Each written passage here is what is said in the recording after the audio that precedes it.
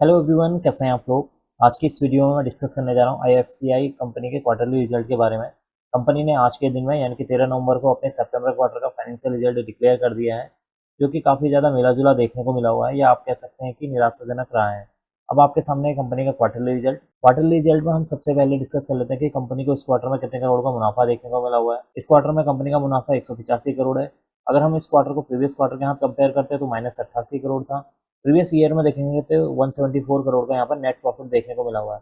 इसका मतलब है कि अगर हम नेट प्रॉफिट को क्वार्टरली वाइज कंपेयर करते हैं तो यहाँ पर आपको क्या होगी, एक अच्छी खासी बढ़त देखने को मिलेगी, और अगर आप ईयरली वाइज कंपेयर करते हैं तब भी आपको नेट प्रॉफिट में एक यहाँ पर जंप नजर आएगा। अब डिस्कस कर लेते हैं कंपनी की सेल्स के बारे में। इस क्वार्टर में कंपनी की 617 करोड़ की सेल्स देखने को मिली हुई है। प्रीवियस क्वार्टर में देखेंगे तो 328 करोड़, और प्रीवियस ईयर में देखेंगे तो 607 करोड़ की यहाँ पर सेल्स देखने को मिली हुई है।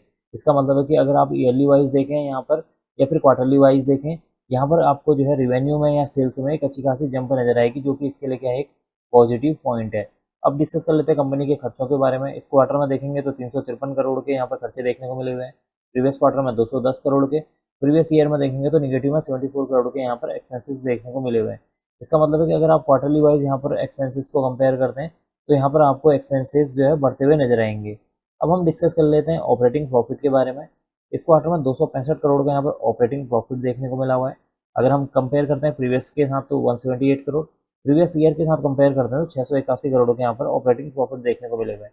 इसका मतलब है कि अगर आप ईयरली वाइज ऑपरेटिंग प्रॉफिट को देखेंगे तो यहाँ पर एक अच्छी खासी गिरावट देखने को मिली हुई है, और एक अगर हम क्वार्टरली वाइज देखते हैं तो यहाँ पर एक अच्छी खासी जंप नजर आ रही है। इसका मतलब है कि यहाँ पर ये जो ईयरली वाइज ऑपरेटिंग प्रॉफिट में गिरावट देखने को मिली हुई है, ये इसके लिए क्या एक नेगेटिव पॉइंट है। अब डिस्कस कर लेते हैं ओपीएम परसेंटेज के बारे में। इस क्वार्टर में जो ओपीएम परसेंटेज निकल कर आया है 43% है। प्रीवियस क्वार्टर में देखेंगे तो 46%। प्रीवियस ईयर में अगर हम देखते हैं तो यहाँ पर 112% का यहाँ पर ऑपरेटिंग प्रॉफिट मार्जिन परसेंटेज देखने को मिला हुआ था। यहाँ पर अगर आप देखेंगे क्वार्टरली वाइज देखेंगे या ईयरली वाइज देखेंगे, यहाँ पर ओपीएम परसेंटेज में एक अच्छी खासी गिरावट देखने को मिल रही है, जो कि इसके लिए क्या एक और नेगेटिव पॉइंट है। अब मैं यहाँ पर डिस्कस कर लेता हूँ ईपीएस के बारे में। ईपीएस का मतलब होता है अर्निंग पर शेयर। एक शेयर में जो होने वाली अर्निंग है उसी को बोला जाता है ईपीएस। इस क्वार्टर में जो ईपीएस निकल कर आया है 32 पैसे। प्रीवियस क्वार्टर में देखेंगे तो -0.41 पैसे यहाँ पर निकल कर आया था। प्रीवियस ईयर में देखेंगे तो 44 पैसे का यहाँ पर ईपीएस देखने को मिला हुआ है।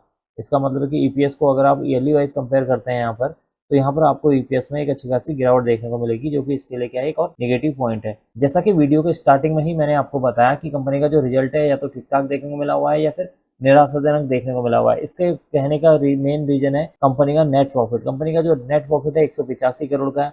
अगर ये नेट प्रॉफिट कंपनी की रिवेन्यू या कंपनी की सेल्स से जनरेट हुआ होता तो इस क्वार्टरली रिजल्ट के लिए मैं कह सकता कि रिजल्ट ठीक ठाक देखने को मिला हुआ है। लेकिन ये जो नेट प्रॉफिट का 185 करोड़ का यहाँ पर नेट प्रॉफिट देखने को मिला हुआ है, ये नेट प्रॉफिट आया है कंपनी की जो अदर इनकम यहाँ पर इंक्रीज हुई है उसकी वजह से यहाँ पर 185 करोड़ का यहाँ पर नेट प्रॉफिट देखने को मिला हुआ है। प्रीवियस क्वार्टर में अगर आप अदर इनकम को देखेंगे तो 17 करोड़ का था। अगर हम प्रीवियस ईयर में देखेंगे तो यहाँ पर 5 करोड़ का जो है अदर इनकम देखने को मिली हुई है। इसका मतलब है कि अदर इनकम में इंक्रीमेंट की वजह से यहाँ पर जो कंपनी का जो नेट प्रॉफिट है उसमें जंप देखने को मिल रही है, ना कि कंपनी के रिवेन्यू या कंपनी की सेल्स की वजह से। इसी वजह से मैंने कहा कि कंपनी का जो रिजल्ट है वो मिला जुला देखने के या ठीक ठाक या फिर एक निराशाजनक देखने को मिला हुआ है। देखते हैं कल के दिन में इस स्टॉक के ऊपर इस फाइनेंशियल रिजल्ट का इम्पैक्ट किस तरीके से देखने को मिलता है। अब मैं इस वीडियो को यहीं पर एंड करूंगा। उम्मीद करता हूँ कि आपको यह वीडियो पसंद आई होगी। अगर आपको यह वीडियो पसंद आई तो please like share and subscribe करना ना भूलें। Thank you.